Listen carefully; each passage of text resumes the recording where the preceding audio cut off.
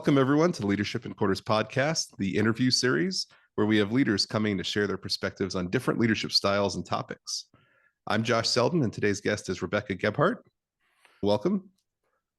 Thanks for having me. I'm excited. Yeah, me too. A little bit about Rebecca. She's a certified Kolbe and Leadership Circle consultant. She's the owner of Rise Up Consulting and best-selling author. She's focused on sales leadership development for different organizations that empower their sales leaders and strengthens their leadership bench strength. We talked about a best-selling author. You've got a book coming up, Leaderboard to Leadership, which focuses on selecting the right people for the right leadership roles, making sure we're training them properly, and focused on setting realistic expectations. So with that premise, I'd love to ask you a couple questions about that thought process and anything else that you'd like to share with the listeners. All right, let's discuss. All right, great. So how do you differentiate a top achiever or an executor from someone who may be the right leader for a role that you're looking for? You need to determine what success looks like in each role. And how I break this down is the mindset that's needed, which typically in leadership, there are a few mindset shifts that are different from a top performing or just a quota performing salesperson. But for the most part, that mindset of winning is the same, but the mindset, behaviors, and skill sets are very, very different. And so the common assumption, and everyone agrees with me, I've never had anyone disagree with this, the status quo, is that we take the high performing salespeople and we give them a promotion as a reward, as a incentive for selling a lot. And we shouldn't give people promotions for selling a lot. We should just give them really big bonuses for selling a lot. But we don't do that. And a lot of times it's out of not knowing what we're doing or assuming that success creates more success. And that's not true. That's not true either. We have seen plenty of great salespeople get into leadership and not do well. We've had quota achieving salespeople go into leadership and do well. We have had high-performing salespeople go into sales leadership and do well. It's not that great salespeople make bad managers, which I've heard that, but it's really distinguishing what makes you good as a salesperson. What do the top sales leaders possess at your current company or the company you want to go work with? Because sometimes there's not promotions available to people at their current company. And then lining that up and saying, where are your gaps? So that's what I kind of dig into. And so it's self-reflection, it's discussing, having conversations and really figuring that out. And when we can define, Josh, we can then duplicate, right? We can create systems, we can train, we can scale. And a lot of people just don't, they go, hey, you're really good. They figured it out in sales. They'll figure it out in leadership. And then what happens is, we have these phenomenal people who are feeling very confident and doing very well. Take them out of sales, or we just give them another title. They have to keep doing their sales, but we set them up to fail. And then we take away their confidence and then they leave and you go, I wonder what happened. And it just wasn't thought through. That makes a lot of sense. So it seems kind of like a double-edged sword situation. So we can take people who aren't ready for the leadership portion of the role and, like you said, possibly set them up for failure, or we can pass them over and have them kind of feeling a little deflated or dejected as we put the right leader in the role, even if they're our top contributor. So how do you handle those situations and those conversations where you have this top performer who is hitting all their metrics, hitting all the marks, doing what they need to do, but they're the one that's passed over because they're not the right leader for the role that you're looking for. They're not that manager. How do you handle that or build capability in them going forward? Well, you had just said, how do you handle those conversations? Those conversations aren't even had. You know what I mean? Companies will string along people saying at this certain point, you'll get a promotion based on your excellence. Now, an old company I used to work for, it was set up differently. It was an insurance company. We would get promoted, which just meant more in pay. We were doing the same job, but that was how the commission structure was set up for sales and for sales leadership. We got promoted, but the promotion was just more money. But these conversations aren't had. And that whole thing of, I'm going to sell a lot, I deserve to be a leader, Again, the reward for selling a lot should not be a leadership promotion. The promotion should be, I don't even think it should be a reward, but it should be the position available because you're the best person. You have the skill sets, you have the wherewithal, you have the motivation to actually want to help other people. But so many times, the only way salespeople feel like they can be successful is to make that leap into leadership. And this sounds like I'm anti-leadership. I'm not. My whole business is helping sales leaders.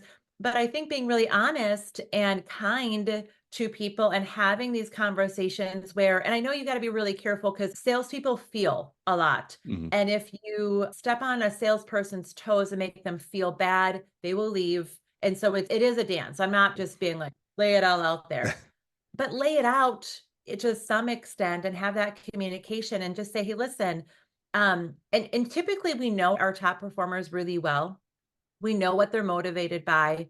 And having that conversation, if you truly know in your heart of hearts that they don't have what it takes because they're just that unicorn salesperson Right. and they truly love being with customers and prospects, or they just have this thing, or they get annoyed when they have to go help another salesperson, you know, they're not going to like sales leadership. Right. They may be successful there because they're beating their head against a wall. They're miserable. They're still going to be successful. They're just going to be miserable. And so it's having those conversations and saying, we've carved out a different route for you, which is higher commissions in sales, or what sort of responsibilities do you want without taking on those roles? And we are so obsessed with the role and the title. And honestly, the future leaders, Gen Z, they don't care about titles. They care about responsibilities. And so if the older generations like mine and the baby boomers, if we can figure out, which we are, what to give people, that's not just, I'm just going to give you what you want, you know, but we have these conversations, we make things available to them, they put more work in, we get better results. It's a win-win for everybody. So that might be a long answer to your question, but I think that's really important, is even just to have those conversations.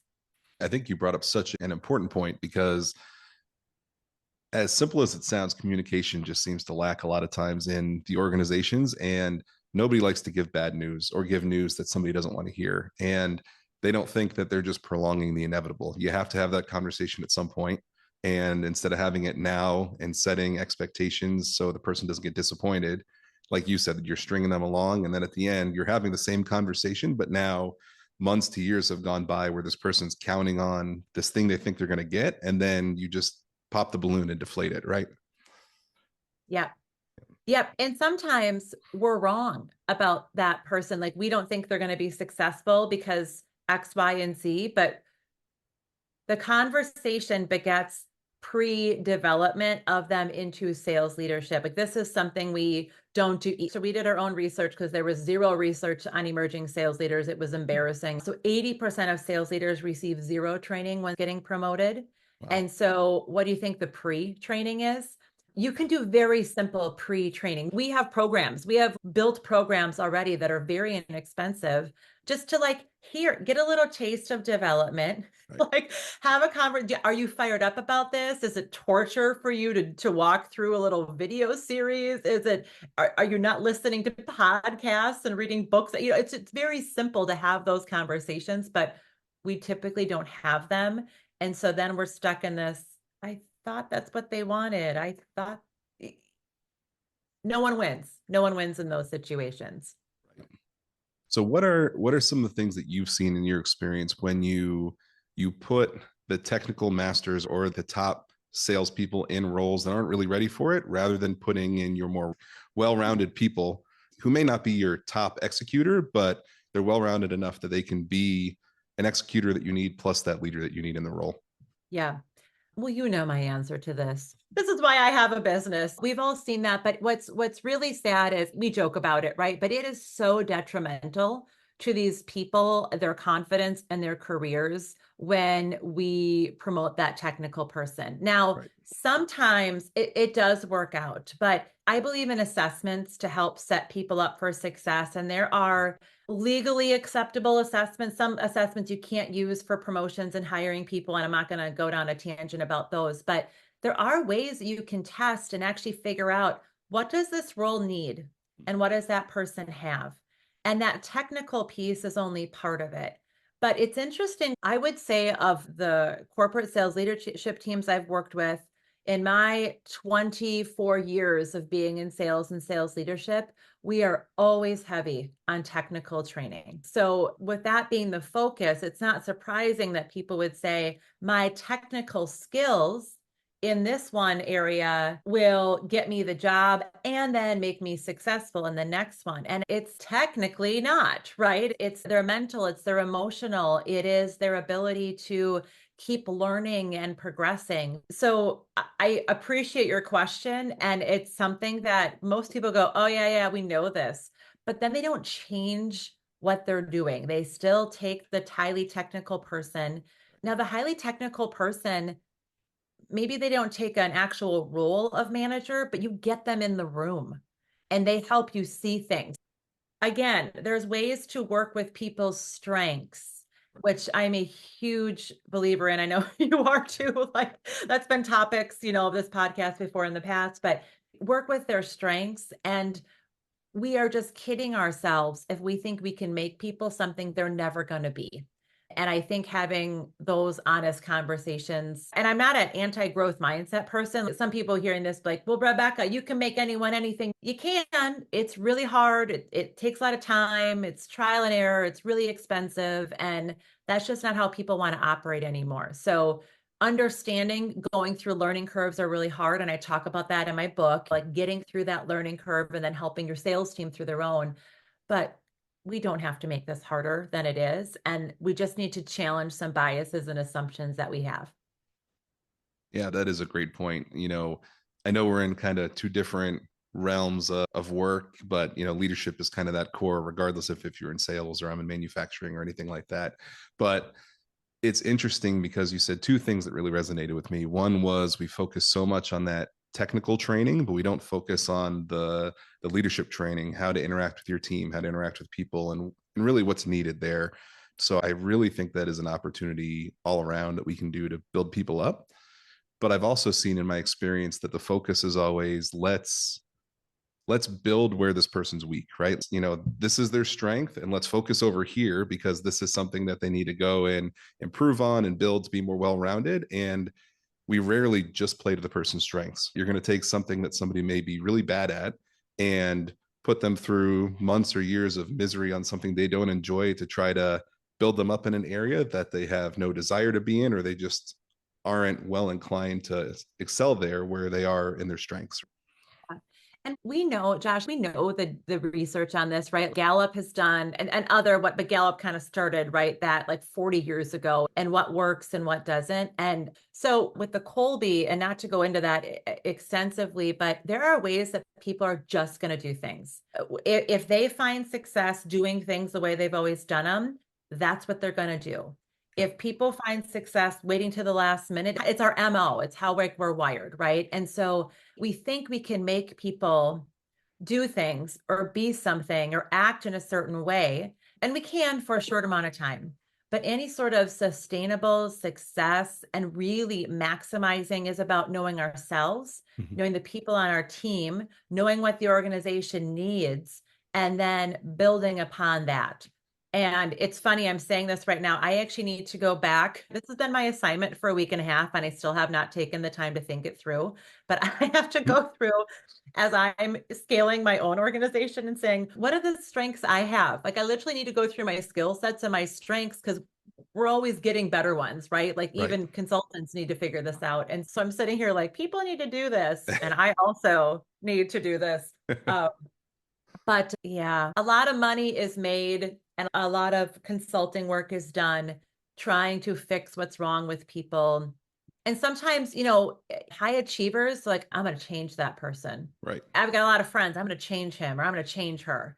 And we all know how those go, right? Like we know how that goes. But you just get someone who's excited. They see the best in that person. They are doing it not out of idiocracy. They're doing it because they care. They really want to help that person.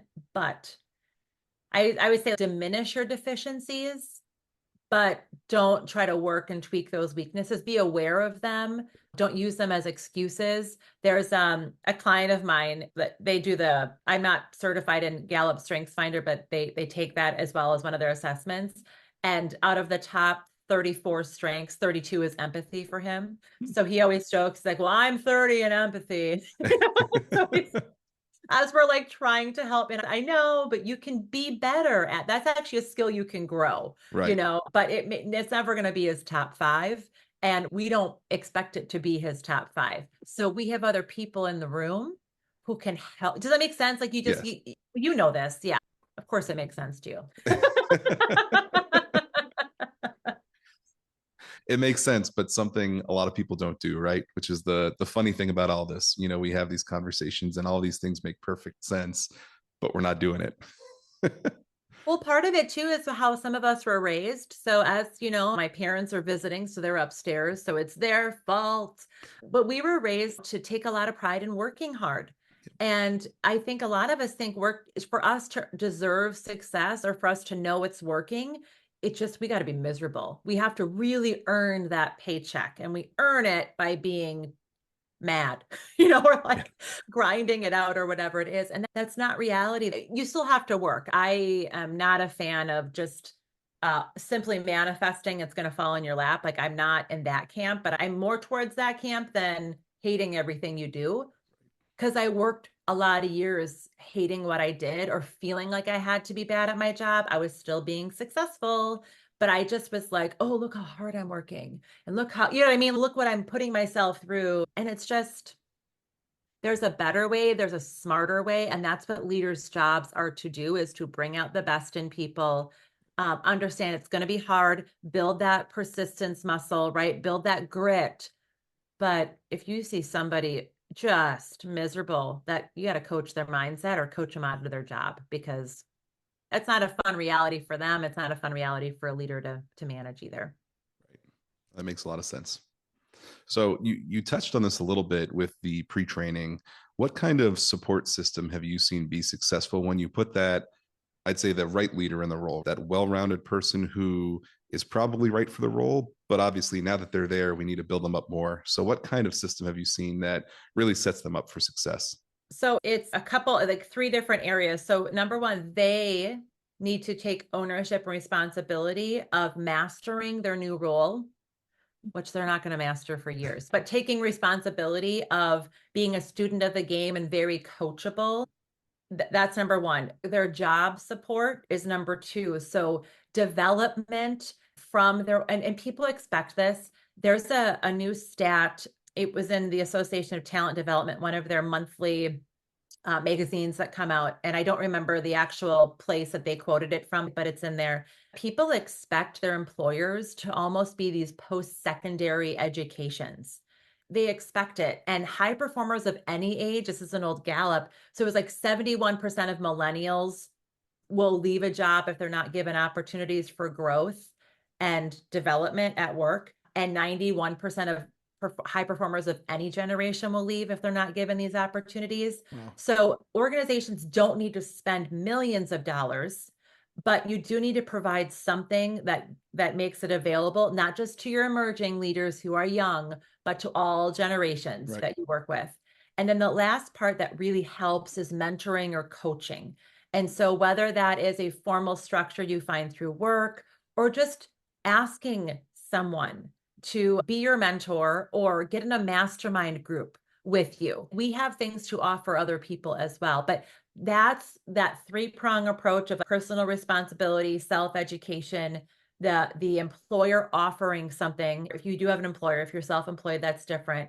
And then those coaches and mentors to really challenge your thinking, to ask you phenomenal questions, to see things in ways you didn't see them before. And if you get good at that, especially as a new leader, and you continue to do that, We get less coachable as we get older. Some Yeah. people do. But if you can be aware of like, I'm just going to keep being a student of the game as I play the game, 10, 15, 20 years down the road, it's not even close of these leaders and the caliber and their experience. But to answer your questions, I would say those three prongs are really. Do you have anything else that I missed that you like to? Um, I think for me, a lot of it is in the, like you said before, the pre-training, because I think what I've seen is you put a lot of effort, there's this approach that you have once they're in the role. But what I try to do is work with people ahead of time. Like you said before, we kind of already know who's going to go there, right? We know what the people are capable of. And if this person wants this type of role in our organization, if this person's super passionate about quality and they want to go into a quality organization and work in our labs and do all these things, they have the mindset and the ability to succeed there, but they don't really know what they're going to need once they get there. Then I'd say year or two before they go there, my focus is making sure they start building that foundation. So that's really what I've seen work, is doing that pre-work, which a lot of times we don't do because of all of the, we focus on our current situation, right? All the fires that are happening today, and we're not building this person up to handle them for tomorrow. Yeah, and it's not. In my book, I kind of lay out a real simple system, and they're never simple, right? Because they take intentional time and they take dedication, and there's a lot of energy that goes into that. But providing simple opportunities to lead, or say, why don't you go in that department then? Why don't you go into quality control? Or why don't you go sit in the lab? Why don't you go like just for 4 hours? So the job shadowing, these programs that corporations have where you go just 6 months here and then 6 months, those are a waste of time. Right. There's very, very little ROI on that. There's actually very little proof it works. It's just a really expensive way to do it. Mhm. But you can stick someone there a little bit, or say, you know what, if you're interested in that, you need to talk to 3 people in that department. One of them has to be the leader. Yeah.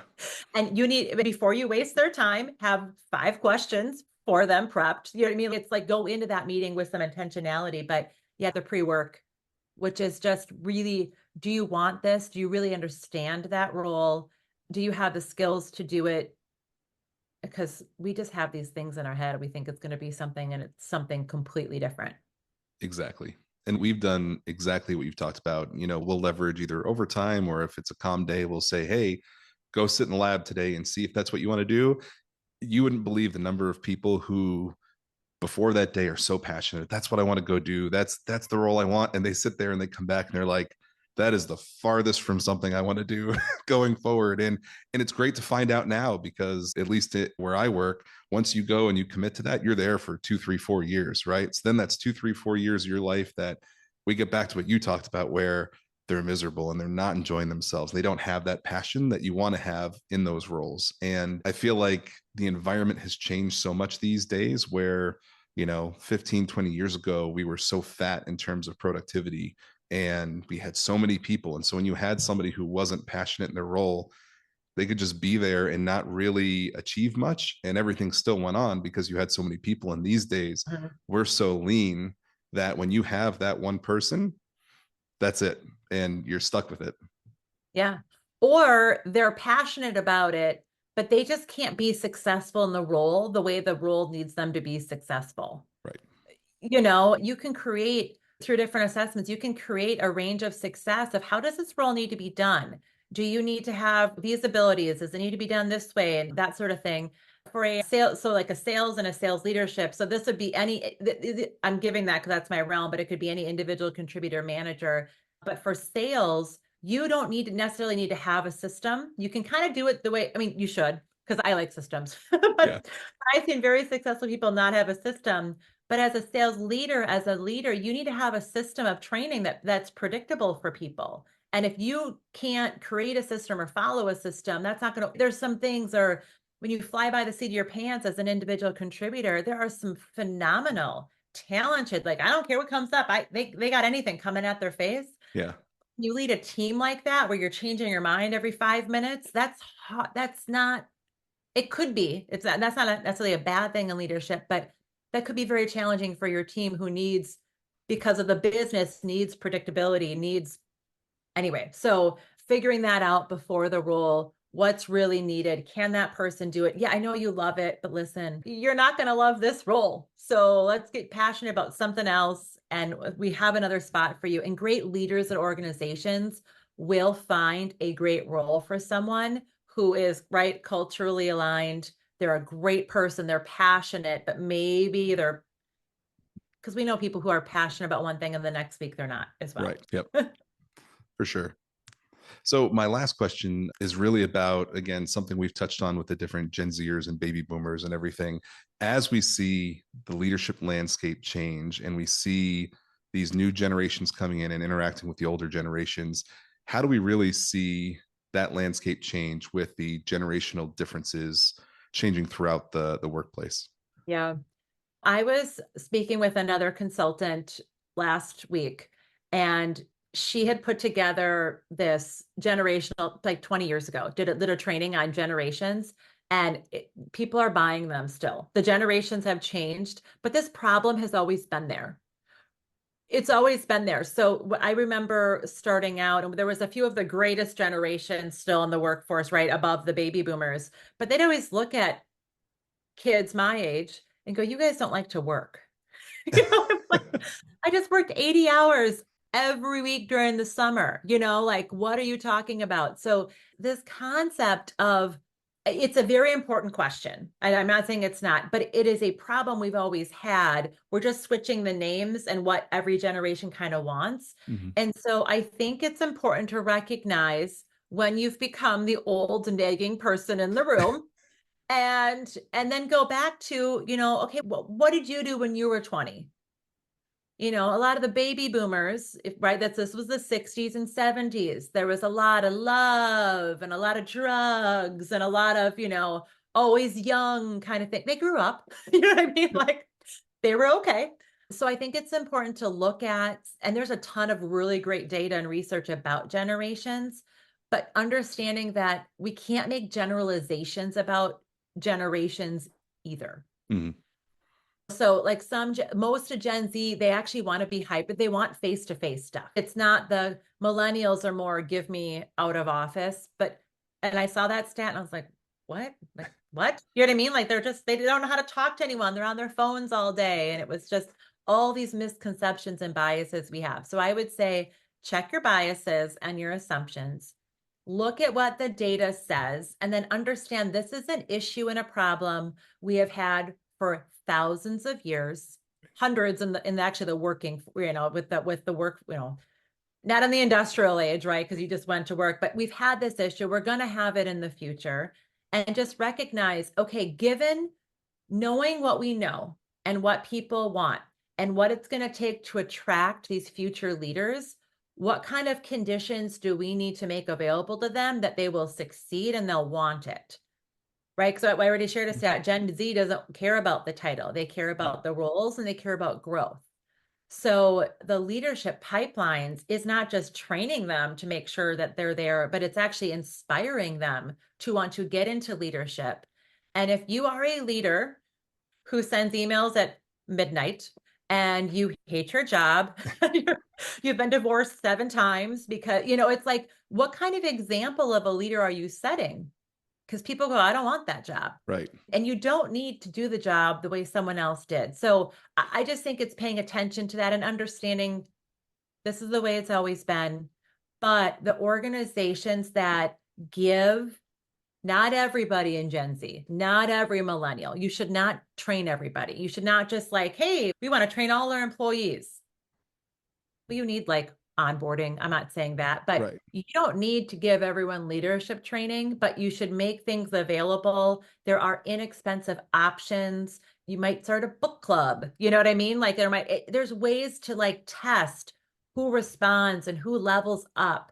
A client of mine says he just goes to the people, who do I just give a little bit of water to that flourishes, that the flowers come up with a little bit of water? And then who are the people I'm dumping the whole water can in, or I don't know what that word is. I kill all my plants. But you get what I'm saying. But like, I get it. who are you constantly pouring into that's continually wilted? Well, then find them a different, keep them in their role or whatever it is. But we can look for signs. We just have our minds made up about things and we don't double check our assumptions.